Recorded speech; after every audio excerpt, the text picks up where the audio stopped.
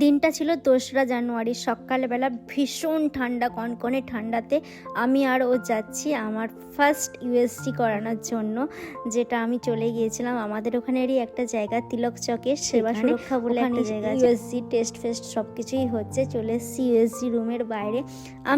আমি ভীষণ এক্সাইটেড ছিলাম, তার সাথে ও কাজ করছিল।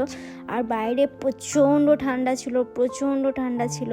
আর ফার্স্ট টাইম যখন ওর হার্টবিট আমি শুনতে পেলাম, সেই ফিলিংসটা কাউকে বলে বোঝানোর মতো না। সবাই যারা তো এইটা হার্টবিটটা যখন শুনতে পাবে সবার মধ্যে এই ফিলিংসটা হয়েছিল। ফাইনালি ইউএসজি হয়ে গেছে, মোটামুটি সব ঠিকঠাকই আছে। ডক্টর বাবু প্লাস একটা দাদা ছিলেন, বলে দিলেন সিঁড়ি ভাঙা পুরানো অভ্যাস, একটু দোকানে এলে চা না খেলে আমার ঠিক পোষায় না, সেই জন্য হাতে নিয়েছিলাম একটু গরম গরম চা, তার সাথে একটা বিস্কিট, খেয়ে মন প্রিয়ে গেল। তারপরে ওখান থেকে চলে এলাম বাড়িতে আসার আগে কিন্তু চপ কিনে নিয়েছিলাম, কারণ আমার চপ দিয়ে একটু মুড়ি খেতে ইচ্ছা যাচ্ছিল। চপ কিনে নিয়েছিলাম। বাড়িতে এসে ওর একটু তাড়া ছিল, ওকে মা প্রথমে দিয়ে দিয়েছিল। তারপরে আমি ফ্রেশ হয়ে, বৌদি সকালবেলা বিভিন্ন রকমের নাটস ভিজিয়ে রাখে, যেমন আলমন্ড, আখরোট, সেইগুলো আমি একটু বসে বসে খেয়ে নিচ্ছিলাম প্রথমে, তারপরে মুড়ি খেয়েছিলাম।